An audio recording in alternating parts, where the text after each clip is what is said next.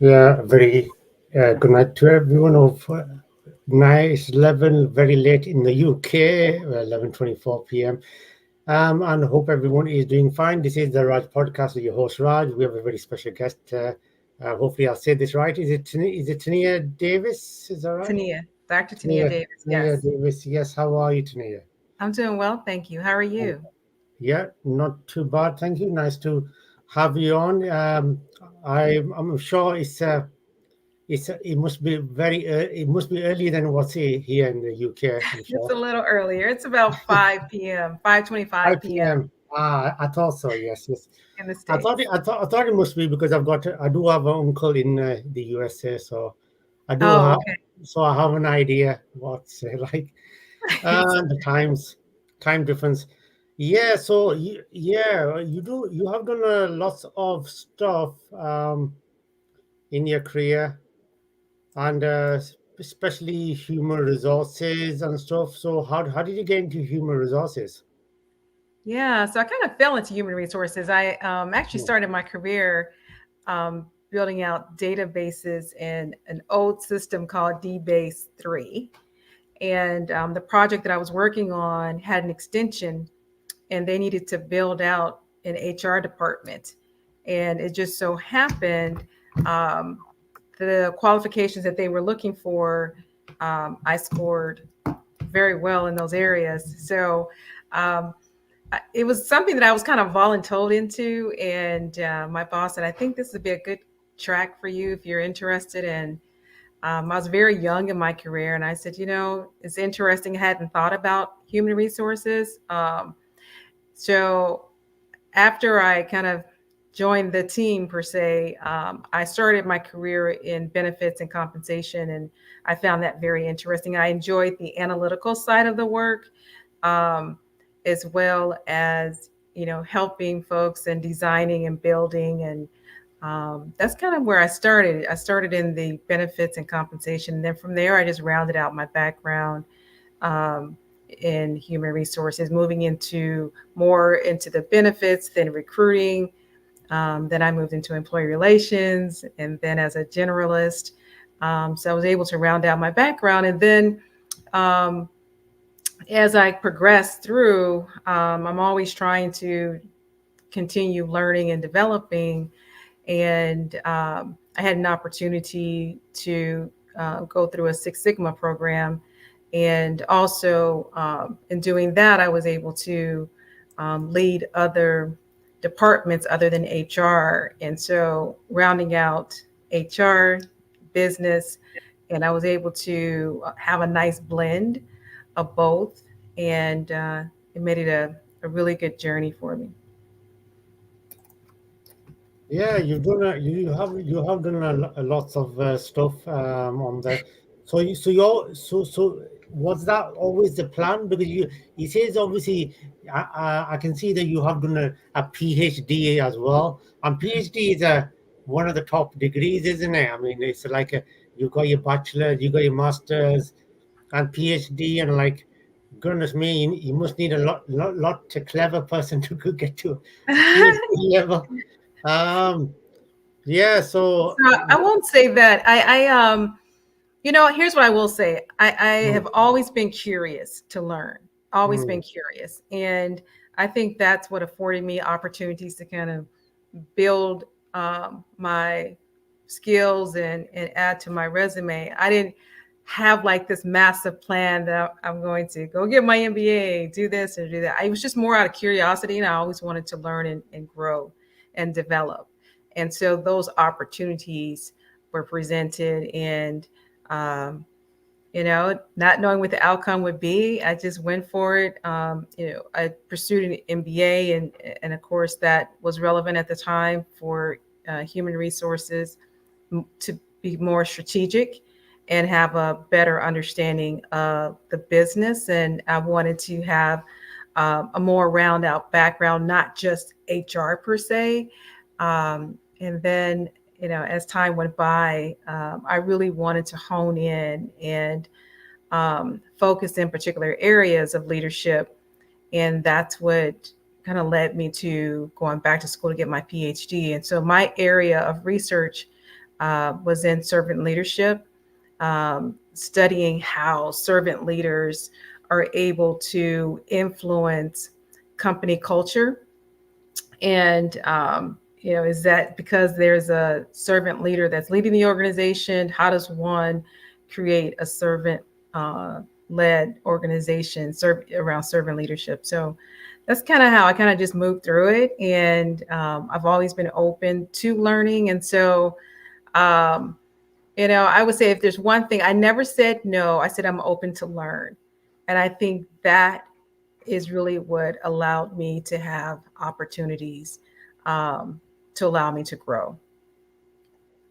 Yeah, so I mean, so you've gone into the leadership, which is really great in the leadership, and which is a great area, and on the and also, I mean, regarding leadership, I mean, what do you think the balance is regarding leaders, women leaders in the USA?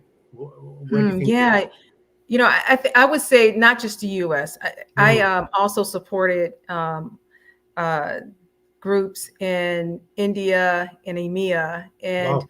I will say that there are very strong commonalities. I had an HR team in those locations, and um, I would say with leaders today, there is kind of a different demand than 10 years ago. I would say leaders today that are successful, based on my experience, are those that have empathy, those that are good listeners, leaders that are good listeners, and leaders that are able to really understand their team dynamics and nuances to lead them. And then, most importantly, leaders that are able to create the vision for people to follow and to help their team align around whatever the mission is. So, um, the days of telling people what to do, I don't see that to be effective, no matter if that's in the States or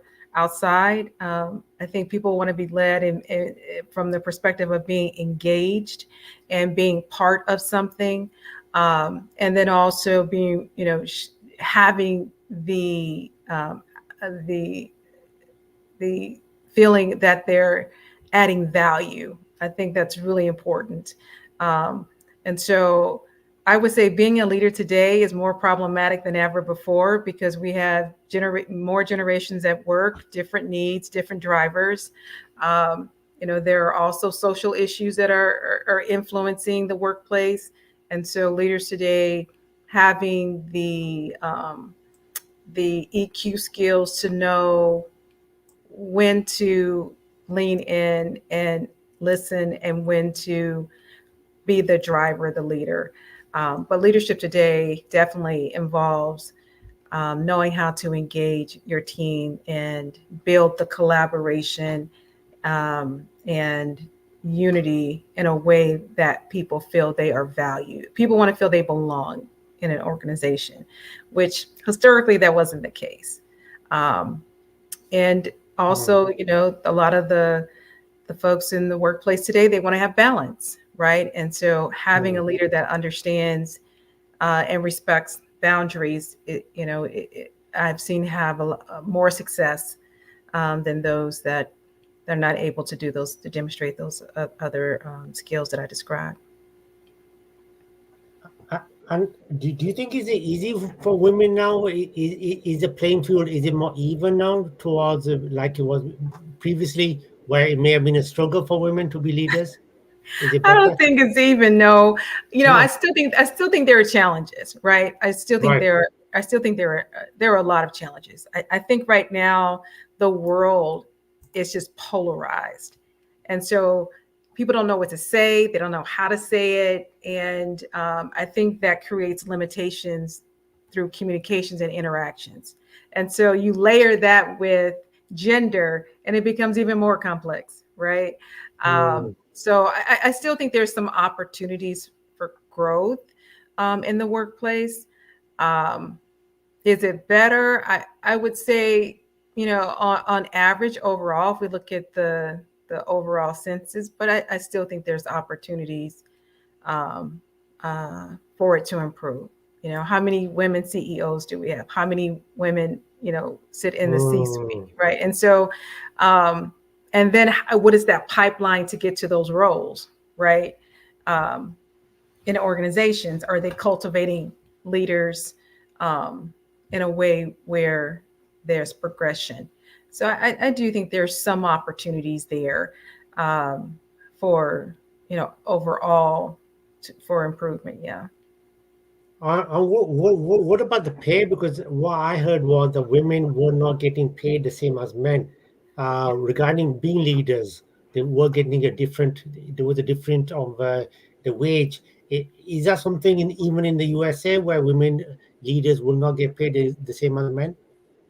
I think there's room for improvement there. I Mm, mean, if you look at the different salary reports that are coming out, um, there are gaps. There's mm, gaps with women. There's gaps with minorities. There's gaps with location and also industry. So there's definitely an opportunity based on the salary data that's out to improve. So no, all's not equal, Raj, not yet. yeah, it's not. You're right. It's not equal, and obviously we'll mention we'll even mention about the USA, because I know in the USA in this year there's a massive USA election which is going to happen very soon. Yes, yes, So obviously that's going to be I think a big thing where USA goes, I guess, in the next four yeah, years. It's going to be a massive thing. Let's just touch upon that. Obviously, we know you're in the USA. These elections are important, and obviously, I'm sure you will vote yourself yes. without giving it away. Obviously, that's your personal. But how do you think? Are you interested in what's happening in the elections at the moment in the USA? How's it going? Do you think? I try to stay away from it. No, it's fascinating, right? It's Mm, fascinating from the perspective that, this is 2024 and we're still having this conversation, right? mm, Um, I think the conversation should really be focused on, who is going to be the better leader for the country, who is going to look at the best interest for all people, right? And how does that play out from different demographics, different locations, and I find it just really interesting that one's complexion and gender is in the forefront of the conversation, where as a country we have huge opportunities to move things forward. So um, I would like to see the conversation focused on, how can we, mm. make, the U.S. A better, a better place. It's a great place, but a better place for all people. Yeah, I've noticed as well, because obviously, like I said, having a uncle in the USA and relatives, so I always keep an eye on what's happening in the USA elections Yeah, and stuff, and the UK obviously covers it a lot because UK are allies with the USA. yeah, So they're very close. So obviously we do cover it a lot in the UK media. mhm, Now, it, what you touched upon is very accurate. I noticed where if there's women issues, then people are saying it needs to be a women leader, and then women are voting because she's a women mhm, leader, mhm. which I don't really agree upon. Yeah, if she's good at it, fair enough, vote for her, that's fine. But don't vote for it because of the gender, like you said, Yeah, or the ethnic or whatever. If it's a guy who's doing a good job, then I don't see the harm why women cannot vote for the person, yeah. and vice versa, the other way around as well, isn't it? Really. Yeah, yeah. Listen, US of A, it's a great place to be, Mm, and that's why a lot of folks come here to make a living and start their families or raise their families. But like any other country, every country has their challenge, and I think other countries struggle with gender and race equality as well. And it's just something I think, as you know, on the global stage, um, we should lead and be the example. Yeah, absolutely, absolutely, and yeah, definitely. And if anybody is listening, yeah, you live in the USA, make sure you do vote, because voting is very Yeah. important, no matter It's where very you live. important. Absolutely, Your voice very needs to important. be heard. Yeah, absolutely. Absolutely. Hmm. Definitely, definitely. Whoever you vote for, you just make sure you do vote. Yeah. Now, the main thing. I mean, not main thing. There's lots of things which I wanted to cover. One is obviously I can see on your profile you do talk about a lot of technologies. You talk about AI, Hmm. which is something which fascinates me as well. AI is something which is very fascinating at the moment. Uh, so. Uh, where do you think we are with AI at the moment in HR, human resources, and in the wide aspect of the other areas? Where do you think we are in AI? Is it going to get any better? Do you think is things going to change for the better with AI? You know, I look at AI like, if we go back in time when the computer first came out, right? Mm, Everyone was so nervous about having computers. They're going to take over everybody's jobs. Um, and really, you still need human beings to, to interact and to continue evolve these sort of technologies. I think AI in HR is really a fascinating thing at this time, because in some ways it does make the work easier. um, However, the judgment in AI, I have not seen to uh, be at a point to where I would say, oh yeah, I'm gonna use it for this particular thing. However, I've seen it integrated into a lot of processes that have become more efficient. Um, but I still think, I, I don't, and there's many debates about this. You can't replace the human touch and the human interaction. And at least I haven't seen that. I'm sure they're working on it. But I think that, that's what makes us who we are as human beings, and that should never be replaced. Um, but there are aspects of business where I think AI is helpful in terms of providing better efficiencies and sometimes speed to information that is more on a foundational level. But no, yeah. I don't think it should replace all or the majority aspects of work. It's true. I've noticed in the last few years. I don't know if you've noticed this, but a lot of companies are using AI chatbot on the websites, rather than the web chatters. And Mhm. you can only chat to the web chatters at the last stage rather than the first stage now, because Yeah. the AI is going to come first now. Then if they can't resolve your issue and you keep saying the same thing, like I need help, then Mhm. only you can chat to someone on there. So I Yeah. think they're replacing it slowly, and the web chatters are not playing that bigger role like they were playing 3 4 years ago. Yeah, but I still, personally, I prefer to talk to someone. Yeah, Yeah. and to the example you just gave, if Mm. I have to sit for 15 minutes to ask the same question in five different ways, that Yeah, is not the exactly. best use That's the thing. That's of the my thing. Yeah. time, right? Yeah. And so I would Mm. rather talk to a live person. And Right. universally, I don't think, you know, people are all the way there with chat. I think, the chat bots are helpful to some degree, but I still would prefer to talk to a human being, right? I mean, there's no way I would take an interview like this with a chat bot, right? And so, I wouldn't be able to see the smile, hear the inflections and laughs, all the things that make a great conversation. Um, so I'm not there yet.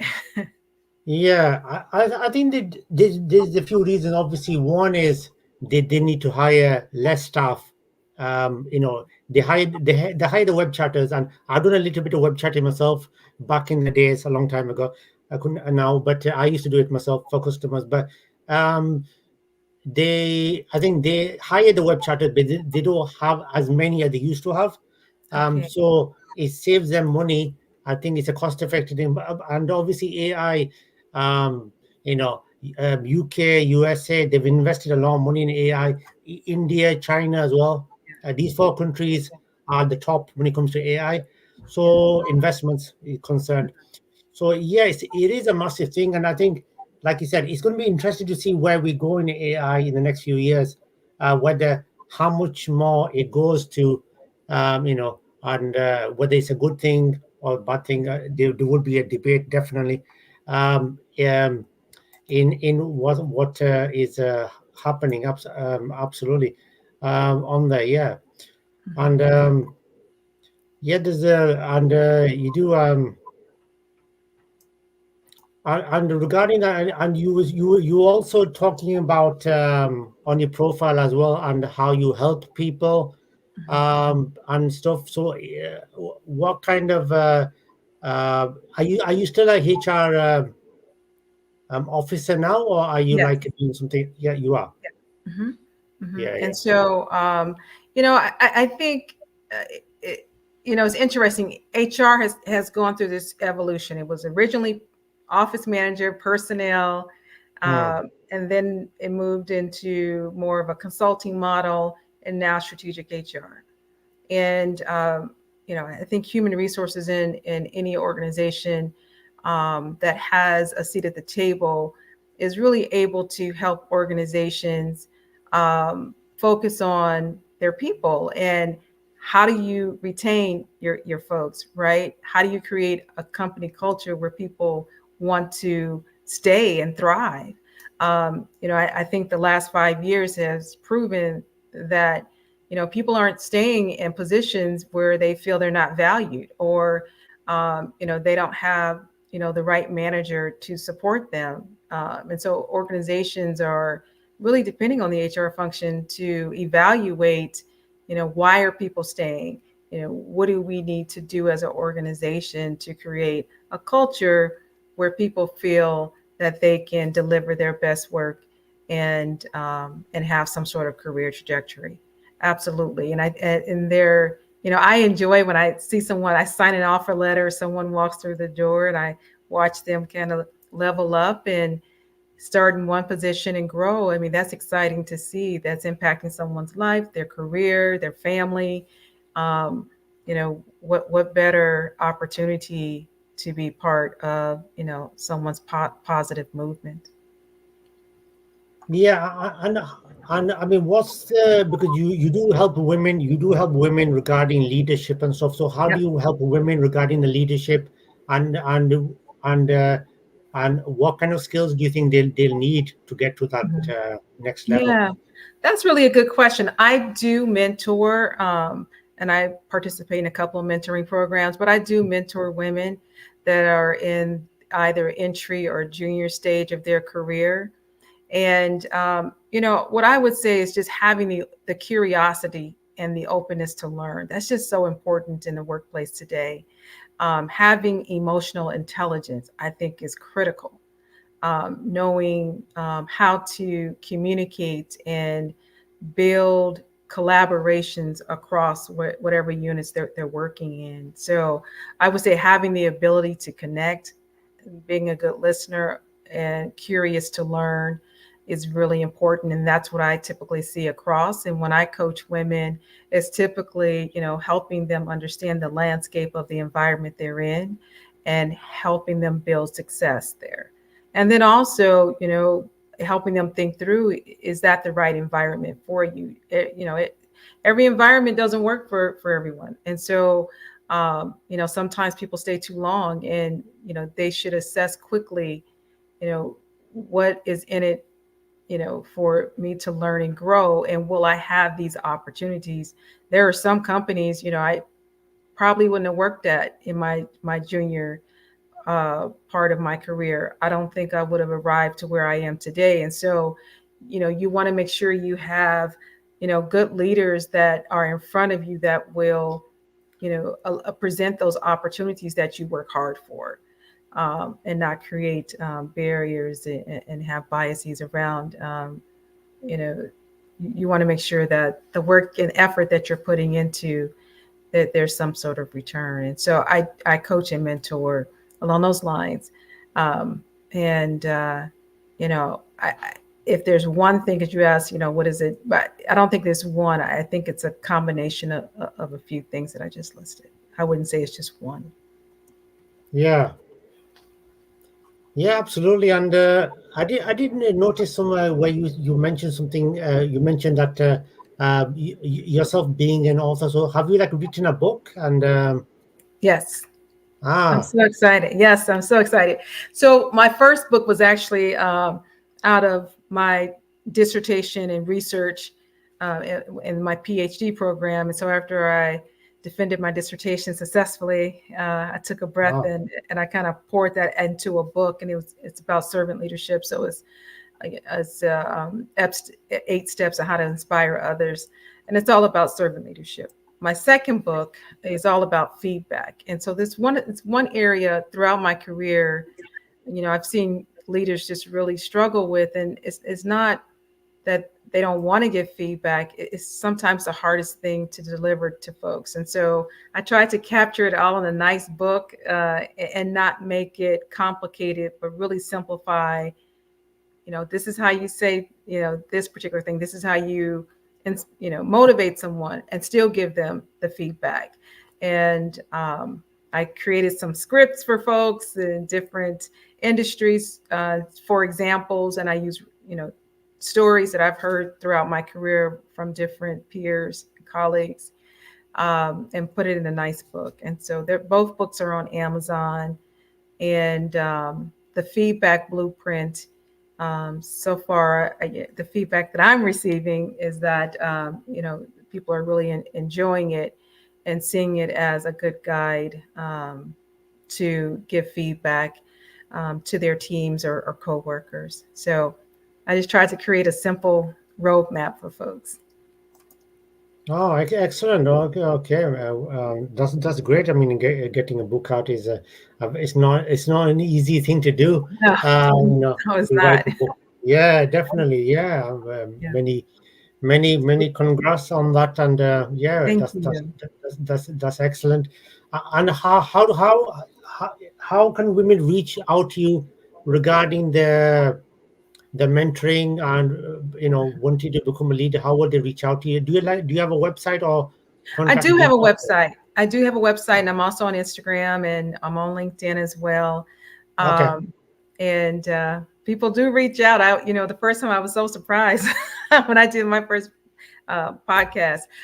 So my website is the THE leadershipwise.com.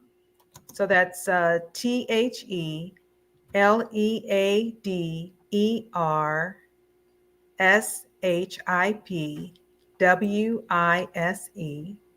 theleadershipwise.com. And my Instagram is the same, the leadership wise. And of course, I'm Dr. Tenia Davis on Instagram. I mean, on LinkedIn. I'm sorry, on LinkedIn. No, this is the Yep, website here. that's my website. And the leadership wise is the same for Instagram. Okay. And on LinkedIn, Dr. Tania Davis. So do check it on there, and we will put it on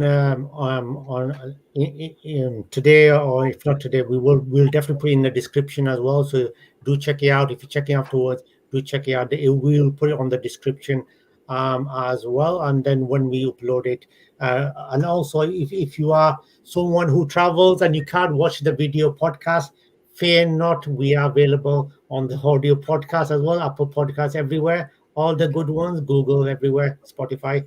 So you can listen to this on there, and in the description, we will include the links in the description of the audio podcast as well.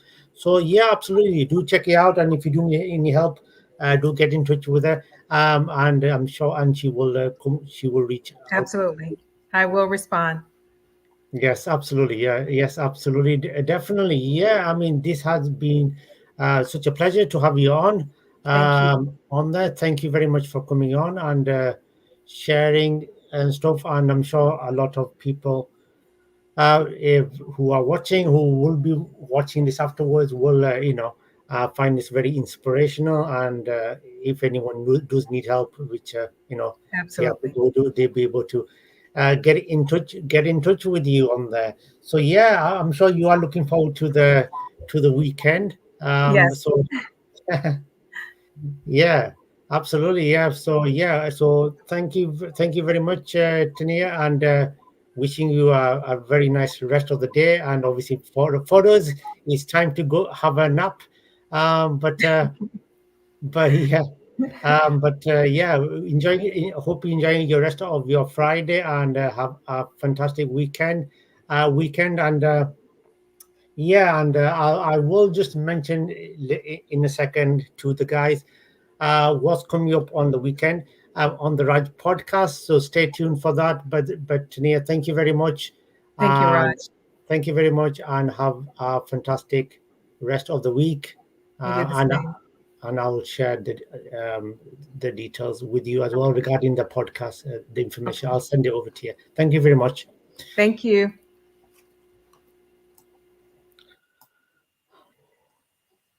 Okay, that was Tania Davis, very very talented HR officer. Now we have uh, many shows which are coming up and which are coming up tomorrow and on Sunday, which are as follows. So we have a paranormal expert, which is coming up, and her name is Laura Giles.